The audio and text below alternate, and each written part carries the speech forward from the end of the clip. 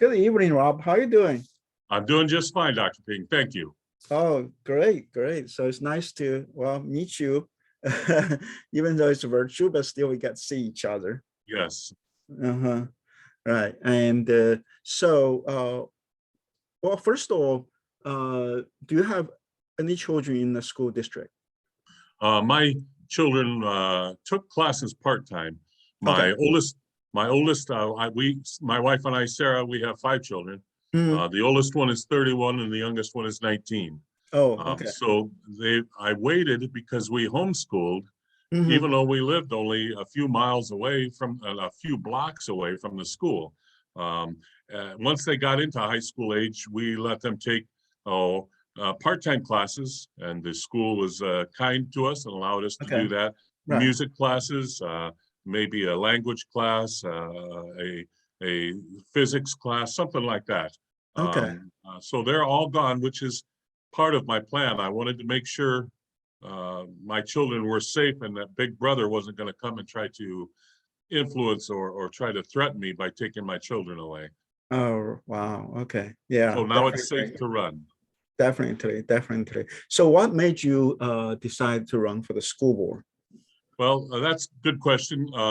With my oldest child graduated and some of the experiences I had witnessed through the years, I took an opportunity to attend some school board meetings, and I was surprised at some of the hostilities that Mhm. had come up. And so I asked the superintendent and the school board president if I could help. They allowed me onto one of their committees. And I thought, we're making great progress. Then something outside happened where there was a middle school teacher who was going to sponsor a youth drag show at our city Oh, park. And wow. I was outraged, and I remain outraged at that. And Mm, so I had some stern words, and I didn't let them forget that that is wrong. And they asked me to step off of their committee if I wouldn't apologize. And that said to me, all right, we're going to run.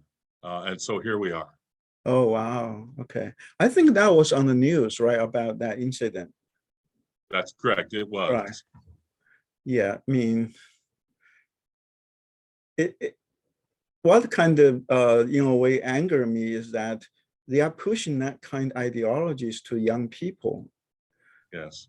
And really, if you look back in the history, that's what the dictators have done, right? Yes. Hitler has his Hitler Youth and Mao has his Red Guards. And Yes. I'm pretty sure Stalin had his some kind of youth group. Yes.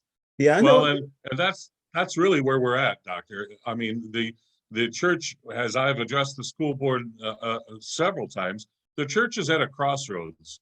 Are Mm, we going to are we going to be a local community school, like the name says, Goshen Community Schools, or are we going to be a government institution? Like right, Pink Floyd says, just another brick in the wall. And right. that government program is not what is best for our children. Not what's Def- best for me, what's best for our children. yeah, never. And this is actually something I think as Americans we take for granted. Something we have this school board that which is voted by the voters, which have control over the curriculum, and that is only unique to our country. In other countries, you just don't have a say in that. The parents has no say in that. Yes. Yeah, like for example, in France, they basically made that at the same day, same hour, the same grade, are learning the same thing. Yes. And the government has so much control on what you can teach Well, and and how you teach. as the process develops of running for school board and of being invested in these school board meetings, it seems that more and more the local schools, and that would include my school, Goshen Community Schools, the local schools are more reluctant to give parents access to Correct. their children's curriculum and what's going Right. on. And some teachers we've got good teachers, don't get me wrong. Right. But some teachers will make the statement, these are my kids, I'll take care Right. of them. Well, Yep. they're not their kids. No, The never. parents have God-given rights. Right. That same thing that's in the Bill of Rights, that God gives liberty and life, and that's a God-given thing. Right. And the control of our children belong to the parents with the assistance of the schools, and not the other way around. No, definitely not. But that's what we are saying. There's the conflict between two worldviews. One Yes. is our traditional American view that each person is free, and each person is sovereign, and the government is there to serve the people, not the Correct. other way around. And so in this kind of worldview, that parents are, well, we also, because our Judeo-Christian ethics, and we know that the parents are entrusted by God to take care their children. And Yes. And then the parents trust the school board, right, to oversee what is being taught. Correct. The parents trust the teachers are working for, I mean, not for parents, but at least with the parent, right? In cooperation with at bare minimum. Right. And that's why they run for election, and they're not appointed by a sovereign or a government official. Exactly. The citizens elect them and expect them to represent what their viewpoint is. Exactly. And there's a movement in Indiana to politicize the school board and declare whether you're going to run as a Republican or a Democrat. And the school boards tend to advertise themselves as apolitical, but it doesn't take too long to uncover the positions of certain school board members on whether they're really conservative or aggressive or liberal or what. Yeah, well, that's the other worldview we encounter is that the worldview is really started a long time ago. You're talking about John Dewey and people like that. Now, their worldview is that the kids belong to the state. So therefore, the public education is to teach the kids to become something the state wants. So it's not, that's why they mean the teachers, when they go to a teachers college or school education, and that's the worldview they have been indoctrinated in. And when my wife went to IU Bloomington for her master's degree in education, and her professors told them that their job is to make social activists. And that's what we are dealing with. That's how the mindset of many teachers, especially the young ones. And that's how it is here in Goshen, quite frankly, Dr. Ping. We have a local community college, Goshen College. And when I was younger in the 70s and the 80s, you had sometimes second generation people that were coming, or first generation even. The Mennonite denomination has a lot of qualities that now that their children now, we're in the 2020s, now their children are coming to their mom and dad's college with a sense of entitlement and liberal activism. And Goshen College is a great institution for our city, except now they've become very aggressive in their policies and what they're trying to do to our community with liberal things, and their life on campus, they're trying to take it and put it on Main Street, and in this case, into the high school. Right. I mean, that's what we see all over the country. It's really come down from higher education. And one thing actually, I was very surprised when I actually realized that is that Marxism has the control of our higher education now. Yes. I mean, it just happened in the past 20, maybe 30 years. I mean, and it really is a clever indoctrination but Right. the Marxists don't even hide that anymore. No, And not anymore. you can see that in these transgender movement, allowing a child to declare that their sex is something other than what God gave them, and allowing them as a youth, as a 14, 16, 18-year-old to make decisions that have lifetime implications, including sterilization. Right. And, then when they want to start a family, then what's their recourse? So Right. you can see that Marxist agenda in a number of facets. That's just one of the most obvious ones. Right, exactly. I mean, I actually spent a couple months to study what is going on now, what's the root. I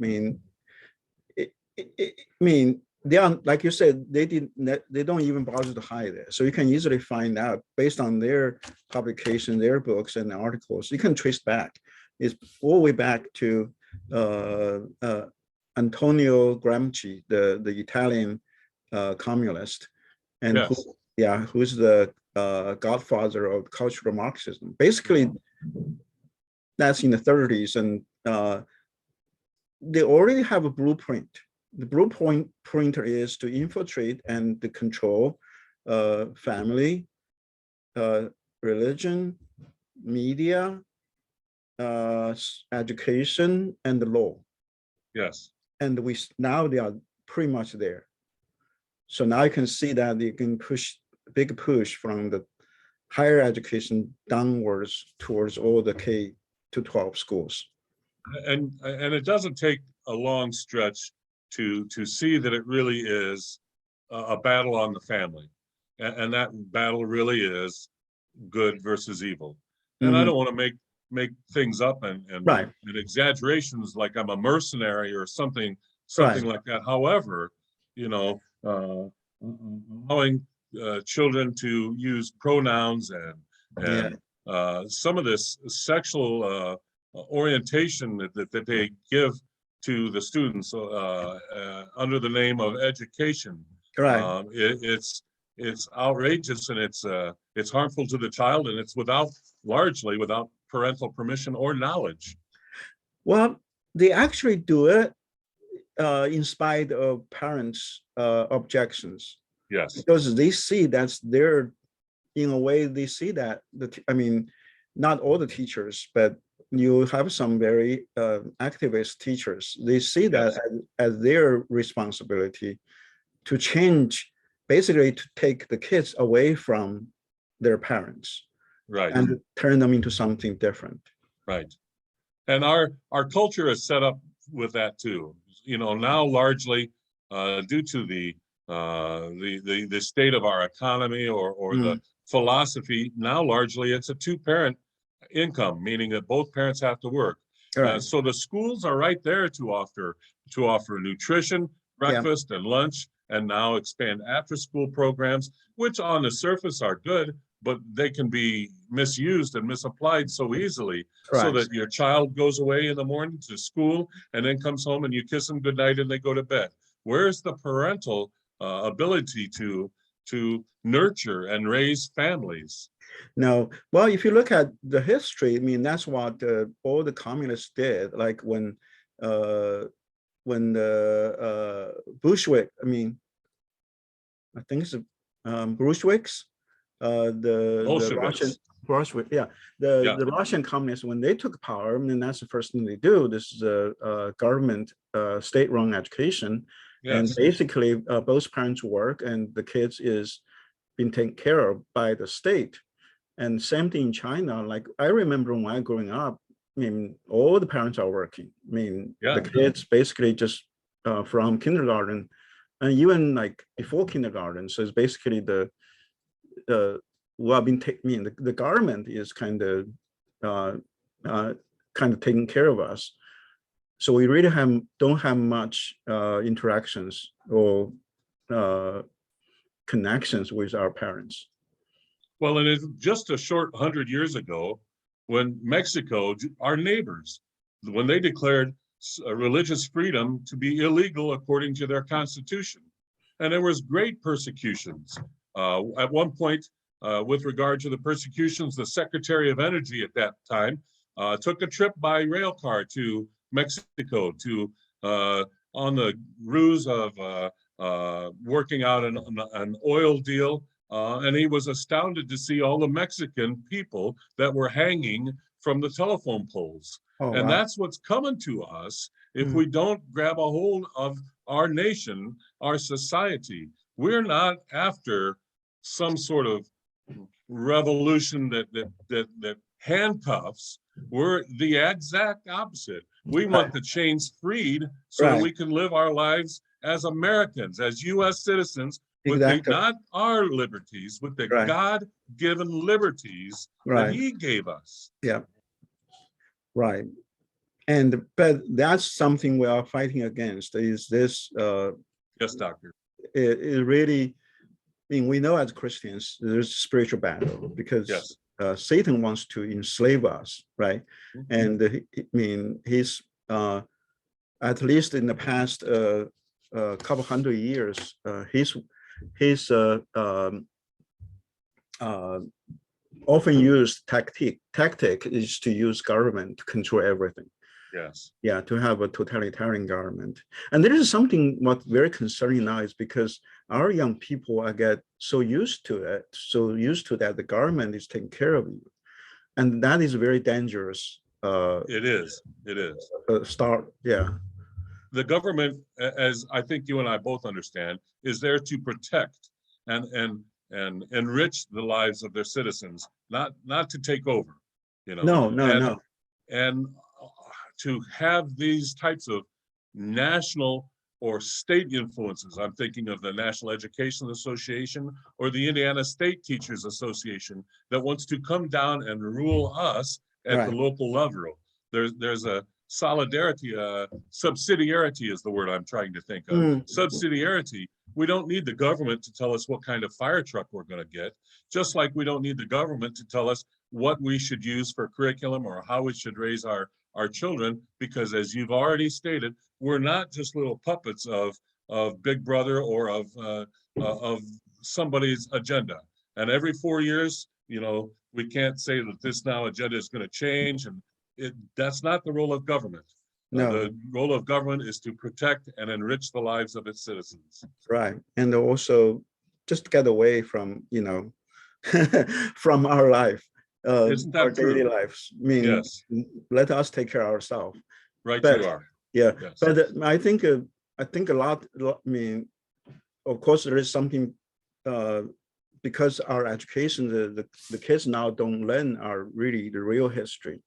They do not understand America is a republic, and that we are a free nation, and the government is there to really protect us, but not there to run our lives.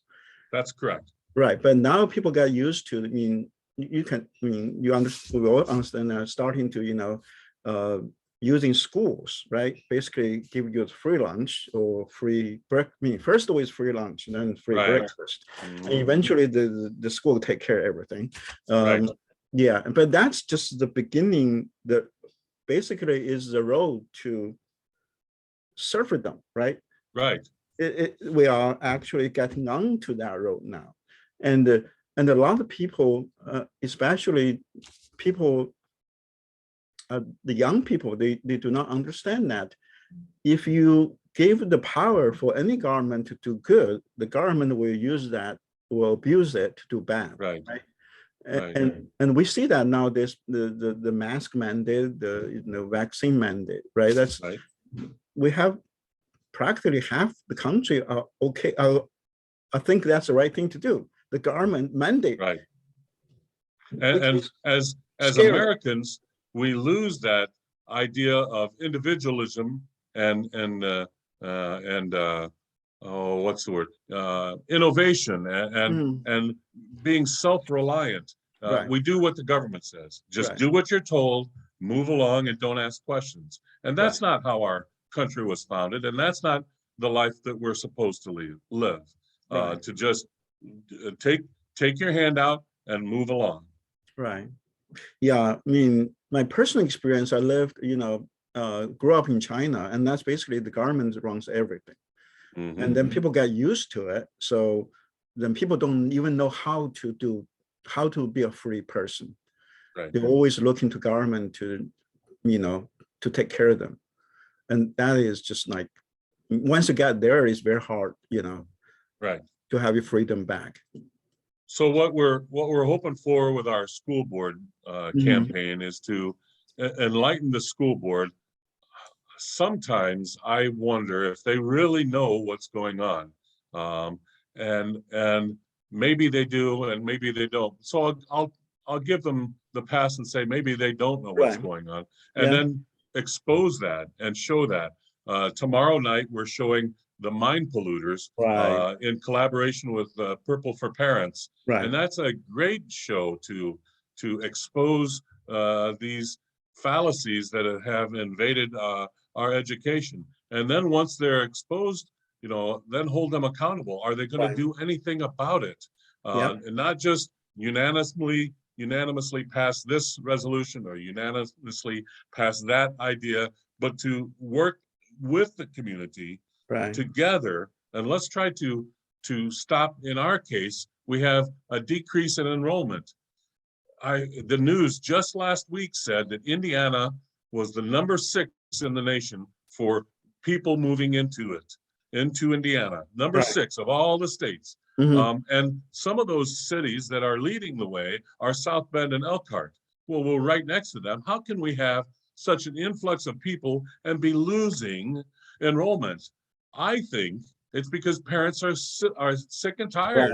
Right. They're Yep. done with this foolishness. Right. This idea that you can be data collected, these students, and not Right. just high school kids, but grade school kids, survey after survey after survey, and then the school collects it and sends it to a third-party government organization who then runs all the numbers and then sends it back and says, this is how you should teach your children. If we would stop that, I'm sure that our school, our local school, would flourish. We have a private school in this county that is at capacity. And what do? They add another 100 on top of it because Right. there's such a cry for Yeah. this type of thing without the foolishness that it entails. And it's just so, well, it inspires me to run for school board. We'll just Yeah. say it there. Well, thank you so much for actually to step out and actually, and also as a conservative, you're going to face some fight. Yeah. Yeah, especially the teachers union, they definitely don't want you to be there. Yeah. Yeah. And I know, Dr. Ping, as a man too, men are supposed to be courageous and Right. soldiers and fight, but the truth of it is, man was created to love. Mhm. And it's not always easy to love, especially those in opposition, but especially as men, we're challenged to love and protect those who are the least defenseless. Right. And who more than our children need our love and our protection as men of this country, as men of my town. Right. Yeah. Well, how do you respond to people who said that you don't have any kids in the school? Why should you run for school board? I have lived at this address for over 30 years. Mhm. And so not only have I paid my taxes without complaint, because it's been a privilege to be able to homeschool, but I produced 5 tax producing citizens, not counting my wife, who also is a tax person, who pays her taxes. So as a member of this community, I have every vested interest in that school, which is only 3 blocks away from my house. Right. So this notion that I don't have any children in the school as a way to try to discredit me is laughable, honestly, because as a citizen, as a man who can stand up straight and breathe deep air, God's air, I have every right to run for that. And frankly, if the voters don't want to elect me, then that's fine. I'm not out to alienate anybody, Right. but I'm a principled man too, and there's some mighty big compromises. So I'm sorry if I took your question and made it a $50 answer. That's very good. I can imagine. I can see that they will ask you that question and even attack you using that, but they forgot we paid for the school. We did. So therefore, we should have a say in Absolutely. how the school is run, right? They just built a new, what they call a middle school. And they had to take a tax resolution and ask all the taxpayers' permission. I was one of those that received that. And so if they're going to ask my permission right. to fund their schools, then they should allow me simply on that fact alone to be able Right. to contribute to the school's success. Right. And also, like, if you look at how much the federal money get into a school district, it really Yes. depends on, like, in a lot of school district, the federal money is only less than 10%. But the federal government can leverage on that. Yes. And force their policies in. Yes. And that's what we see a lot of those social emotional learning. And exactly. That's it's all strings attached. They'll right. give you grants and money, but you got to do what they say. That's exactly. Yeah. And that's what the mask as well. Right. I mean, that's kind of the interesting. Like, we pay the most, right? If you work in a company, if the majority of shareholders should have the say, right? Right. But they just other way around. Is a right. minority shareholder, which is a federal government. I hear criticisms. I hear criticisms from people that say, well, the teachers just aren't getting paid enough money, and there's always more room to pay right. good teachers good money. However, our Indiana state budget is somewhere near 60%. It might be 55 something, but between 50 and 60% of the entire Indiana state budget is spent on public education. Right. Yeah. So, if not more. So I'm not quick to buy into the argument we just simply need more money. I don't think that's it at all. Well, I mean, that's the thing, because the teachers union and also the administrators, the superintendents and the principals, they basically are hiding behind teachers. Yes. Yeah. And a lot of money, even though we give more money in terms of budget, but those money are not going down to the teachers. And there are a lot of school districts. There are so many non-teaching staffs. I know the Indianapolis Public School, which is pretty bad, and they actually have more non-teaching staffs than teachers. Amazing. Yeah. And they made it because they're so short-staffed of teachers, they reduced the requirements of what a teacher needs to be. You don't have to have a Bachelor of Education anymore. You can simply use their opt-out or their emergency resolution, if you would call it that. Okay. And you can be a teacher with virtually no education. Well, wow. That's troubling on its own two legs. But then if you throw in that the kind of character that someone can get, it's just a scary thing to have that uncertainty, untried teachers who are educating our youth and influencing our youth while mom and dad are away at work. Yeah, it's kind of odd, because on the one hand, they say, okay, the teachers are highly educated, so trust us, right? Right. The parents have no say into it. On the other hand, they're trying to get people who has not educated and get into the teaching force. I mean, you just right. cannot have both ways. But that's how they, yeah. But the thing is, what I found out, I mean, I haven't really, don't just get involved. I give some testimonies at the State House, the Senate and the House, but our legislators, they don't care. No, it really does appear that way. No. I was at my local government meeting, and my representative was present there, and he said some disparaging things about, about the constituents who shouldn't just be keyboard warriors, I think was the phrase that he used, and shouldn't just get their education from Facebook. And he insinuated that I and others don't know what's going on, and that really angered me, you know, because I supported this fellow in particular. I had his signs in my yard, and that's how he's going to come back to my town and talk to me like I'm below par. I'm certainly not the king or the most educated, or I'm not Superman, but I'm definitely not below standard either. Just because I live on a 10th Street doesn't mean that I have more than a 10-year-old education. Right. Well, that's the thing. I mean, this has nothing new. The politicians, they will come to you and they will kiss the babies and, do all Yeah. kind of things trying to get the vote. But as soon as they get the vote, they don't care. And I think They treat you really, just like a, peasant. I think really that the politicians largely are influenced, I might even say bullied at times, by the big organizations that have all the money.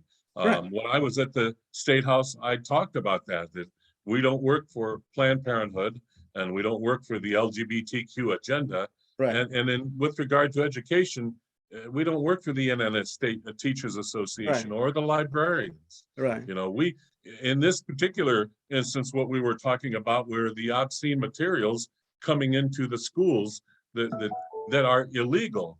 If we were to read those excerpts from these books that these kids have 500 feet from the school, it would be a class 6 felony, and it should be.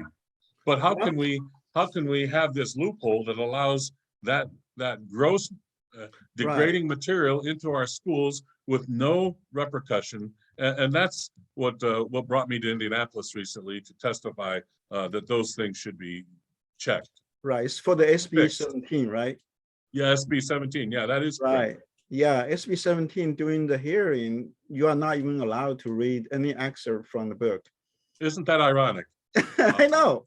I remember Joe Biden said that he wasn't going to send border guards to the southern border because of the danger that those guards might have of contracting the virus. It makes no sense. Those border guards are supposed to protect us. In the same way, not to water down the subject here, but in the same way, you can't read what is in the children's books trying to tell them that they're obscene because it's too offensive. Exactly. So why should there be any argument at all? Why kick it around and try and make it somebody else's problem? Somebody pull up their pants and grab their suspenders and say, we got to fix this. Why? Because my name's on it? No. Because I get money? No. Because the children are being damaged psychologically, emotionally, and they want to have all these social and emotional tests. They're the cause of the problems. Right. And what do they do then? Their solution is, well, let's get more counselors. Right. Let's stop the malarkey. That's the first step. Well, stop that. Because that's the whole thing. That was by design. That was the purpose of this communist agenda, is trying to, turn those kids make them think they are victims of the society. So therefore, they can become the new revolutionaries. I mean, that they didn't even hide it. I mean, that's in their books, their publications, and that's just there, right? And how many times do we see pictures of teachers standing arm in arm and shoulder to shoulder and having children in front of them? The teachers are unmasked and the little kids have masks all over them. It just screams craziness. And that's what we need to do. Fix the crazy. It is, because we know that it doesn't work, right? Right. I mean, you put those kids into masks. Well, the kids will, as soon as they're out of school, they'll take out the mask because they are socializing. They can get do whatever together, right? If you don't catch it, they'll catch it. And then you can see people goes to the football games and all that. Nobody wear a mask. Right. Exactly. They just do it when they're in school. And when you put the mask on, when the teachers put the mask on, I am a teacher. Right. One of the critiques that I got as a homeschool parent is, what about socialization of your children? They're going to grow up stunted and backwards. And the fact of the matter is they're the exact opposite of that. But let's look at the elementary school kids of today. They have to eat lunch by themselves, socially distant. They don't go to recess with their friends in the other class. They go to recess by themselves. They sit isolated. If there's not enough room in the cafeteria, well, you simply sit in the hallway. Now talk to me about socialization. That is damaging because children need interaction. They have class pictures and everybody has a mask on. Right. And also, it puts a lot of kids into anxiety because they were scared of it. These are children. I saw kids like that. They're just so scared that they, take out their mask. Right, right. It's So I not- don't know. I don't know when this silliness will end, and I can't say that because I'm going to be elected to school board. I'll have to get off my white horse and take my shield and my saber in. I don't think that I can change the world. But I tell you, they're not going to do this without having to pass these things through me or by me. Right. I'm Yeah. going to work in cooperation as much as I can, but not in some blanket unanimous, again, just another brick in the wall scenario. Yeah. I think the only way, well, first of all, the parents need to get in the school board. Yes, We need to take over school board. And second of all, we really need to send a message to our legislators is that if you don't work for us, we're going to replace you.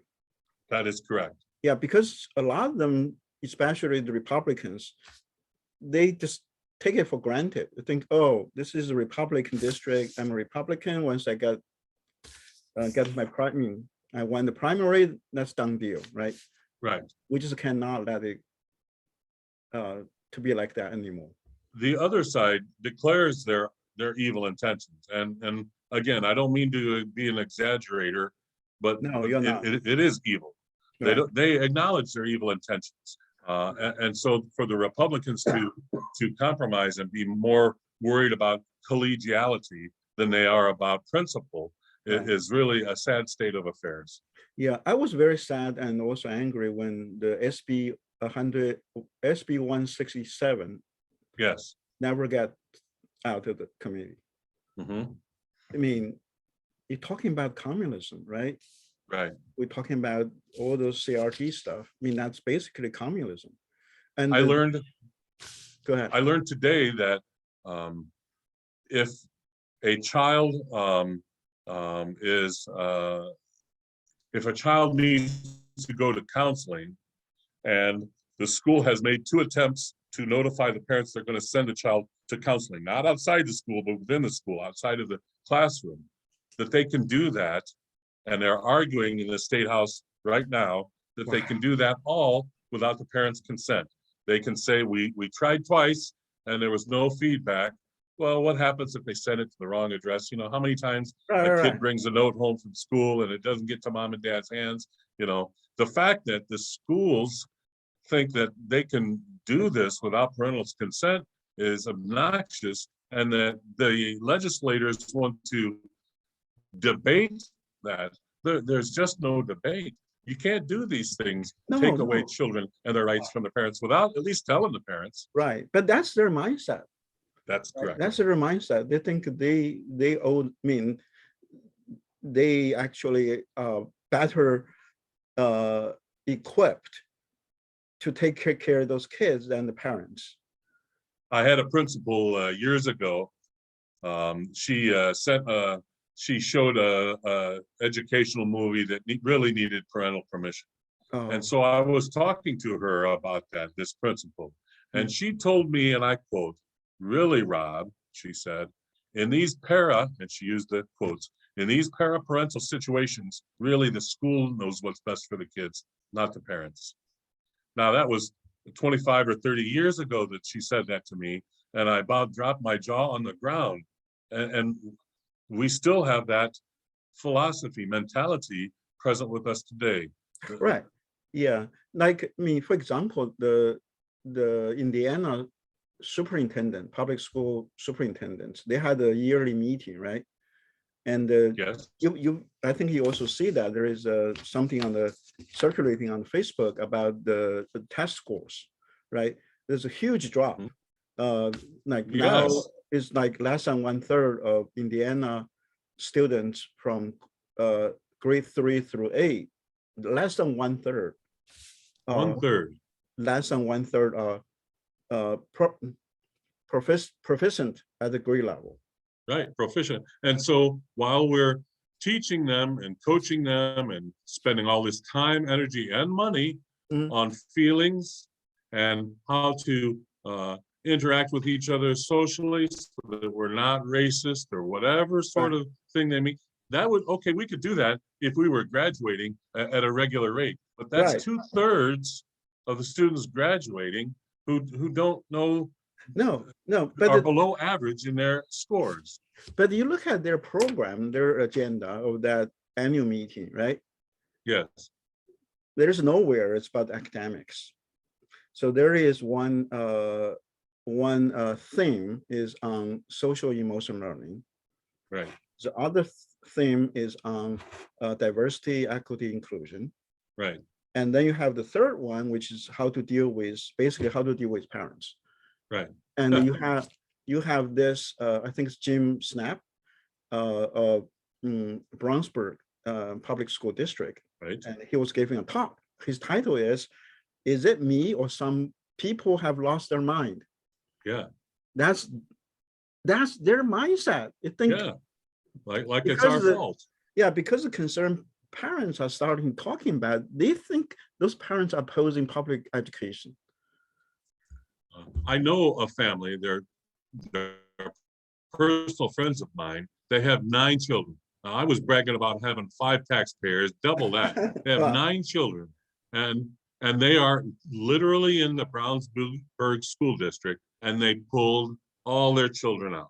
Now, what a big loss that is to that school corporation. Right. Yes, it's one family, and we don't cater to the individual necessarily, but that's a huge loss. Right. And how many others have the same thought process as he did?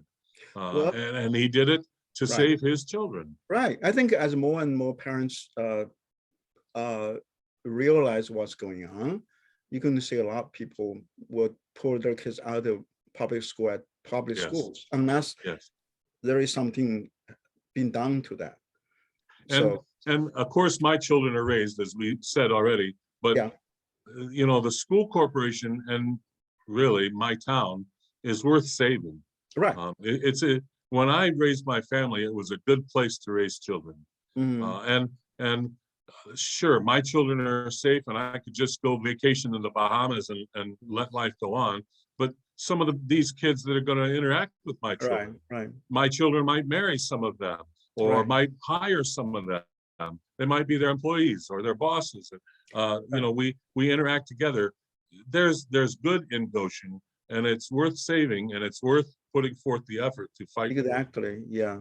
So my biggest fear is if we don't do something like that, those people will become voters, and they will Yes. vote in a totalitarian government. Yes. I mean, Because as you hinted at before, they don't understand American history, right. you know, or world history for that matter, you know. Right. No, not at all. How many people even know, again, I referred to the 100 years ago, the Mexican government illegalizing the religious expression of Christianity. They closed down the seminaries and the convents, and there was massive persecution. That event alone, how is that represented in any of our history books as Americans or as Mexicans? Right. You know, the people don't know anything about it. What? That really happened? I can't believe it. Well, Right. It's true. Yeah. Well, thank you so much for the interview, and really enjoying talking with you. I really definitely 100% behind you. Well, thank you, Dr. King, and know that my home is always open to you. Anytime you're in Goshen, please look me up. You can come and you can spend the night and bring your family. You won't have to run barefoot through the snow at my place. Well, I tried a couple of times. I can't stop doing that now. I did see. Very good. And it's so kind of you to ask me these questions like there's something that really matters. And I appreciate you elevating me and honoring me with what I think. And so I thank you very much. Well, really, I mean, your message needs to be spread out. People, especially parents, and especially parents who do not have kids in the public school. Right. Because I mean, education is going to impact all of us. It does. Right. And also, even though they are not our children, we still have to save them, right? I mean, our duty as men is to love. That's correct. I mean, if you see a building, on fire, I mean, there are kids inside. We're going to, doesn't matter whose kids, right? As men or women, we're supposed to go there as adult. Right. Yeah. Well, anyway. with your cooperation and with your prayers, we'll strive to do the will of Almighty God. Yes, definitely. Okay. Well, thank you so much. Thank you, Dr. B.